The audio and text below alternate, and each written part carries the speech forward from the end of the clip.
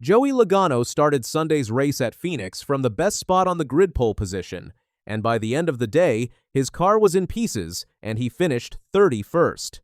What went wrong was ugly, but what he said about NASCAR before the race might be the bigger story here. Let's go back to Saturday. Logano won the pole for the Straight Talk Wireless 500 at Phoenix Raceway with a lap of 135.537 miles per hour, the fastest lap ever in the next-gen car at Phoenix. It was his 38th career pole.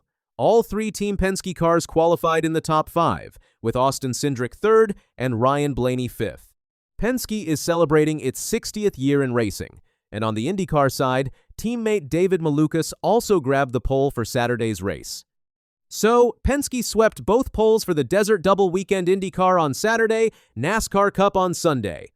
Before the race, Logano sat down with NASCAR reporter Bob Pockrass and talked about something that got a lot of attention: how little practice time NASCAR gives its drivers.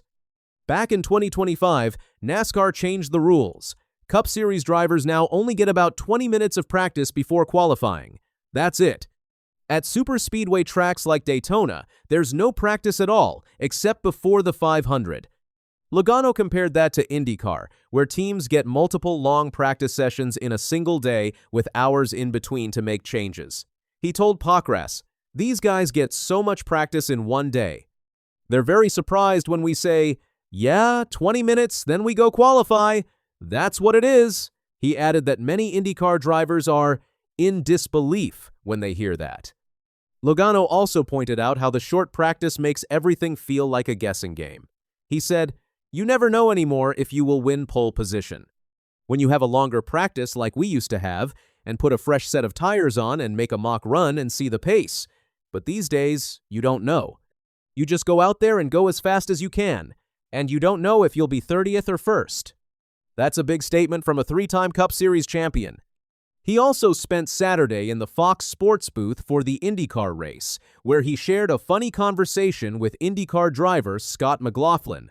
McLaughlin asked if NASCAR drivers lightly tap the brakes at Phoenix. Logano laughed and said, "No, bro, we're on the binders as hard as we can. We're downshifted." "It's a lot of brake," McLaughlin told him. "IndyCar drivers go flat out no braking at all." Logano called the speed ridiculous. Going into Sunday, the stage was set. Logano on the pole. Joseph Newgarden had already won Saturday's IndyCar race for Penske. A Logano win would complete a perfect Penske sweep. Tyler Reddick was also chasing history. He'd won the first three races of the season, becoming the first driver ever to do that, and was going for an unbelievable 4 straight. Alex Bowman was out with vertigo, so Anthony Alfredo filled in at the number 48 Hendrick Chevrolet. When the green flag dropped, Logano did exactly what you'd expect. He took off and led the first 46 laps. Kyle Larson, starting second, fell back to 4th by lap 14. Logano was in total control. Ryan Blaney eventually took the lead on lap 48 and won stage 1, but Logano stayed in the top 3 all day. Christopher Bell dominated stage 2, leading a race-high 176 of 312 laps. Logano kept battling, though. He led 73 laps total and posted the fastest lap of the entire race. His car was that good. Then the final stage happened, and everything fell apart. On lap 217, with about 96 laps to go, the field came to a restart. There were 3 different strategies in play: the front row on old tires, the next rows on 2 fresh tires, and Logano restarting 7th as the first car with 4 fresh tires. Right ahead of him was Ross Chastain. When the green came out and cars funneled into the dogleg, Logano got into the back of Chastain's bumper. That bump sent the number 1 car loose. Chastain fishtailed, and Logano caught his right rear, sending Chastain spinning sideways up the track. Anthony Alfredo had nowhere to go and slammed into the mess. His car bounced toward the outside wall and collected Austin Cindric, who took a violent hit. His car looked like all 4 wheels came off the ground. Bubba Wallace got caught up too, but avoided major damage. Cindric and Alfredo were done for the day. Cindric had been running in the top 10. After the race, he said, "The restarts get crazy here. I'm not sure I've ever jumped head-on into a wall, but that changed today." Chastain kept going with heavy damage and finished 28th, over 25 laps down. On his team radio right after, Logano said, "Dang it. I didn't mean to do that, obviously. I didn't try to clip him." But his day wasn't done getting worse. On lap 254, with just 58 laps left, Logano was racing 3 wide through that same dogleg. He moved up the track without realizing AJ Allmendinger was right beside him. Allmendinger caught his right rear, and Logano went spinning hard. He slid to the inside, then shot back up into traffic. Josh Berry had no place to escape and slammed into him. Daniel Suárez got collected too. All 3 cars were destroyed. After being checked at the infield care center, Logano told reporters, "I'm not really 100% sure what happened there. I guess I didn't realize we were 3 wide, but it still seemed like there was some room there. Just ran out of space into turn 1. Just seemed like racing, I guess. It is what it is."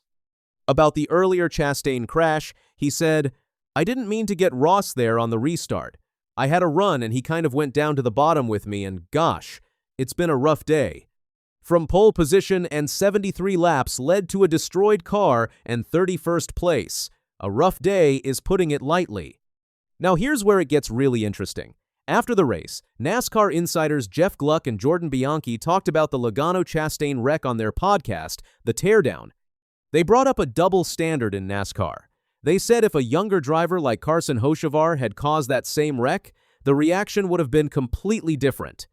Bianchi said, "You know how much in arms people would have been? Oh my God. It would dominate. The #1 news story, Hurricane Hocevar, is out of control. It would be like the Chastain conversation from years ago." Their point was simple. When a 3-time champion causes a big wreck, people move on quickly. When a young driver does the same thing, he gets labeled as reckless. Should the standard be the same for everyone? The race itself was one of the wildest Phoenix has ever seen.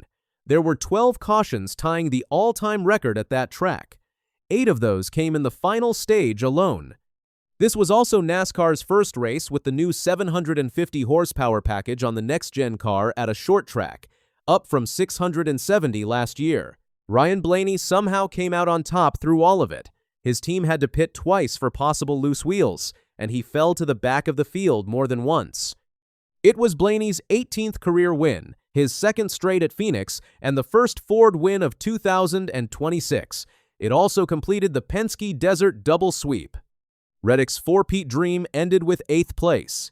He ran in the top 10 all day but never had a winning car. He said, "We kind of just hovered around 5th all day. That's kind of what we need to keep doing all year to keep the lead that we have."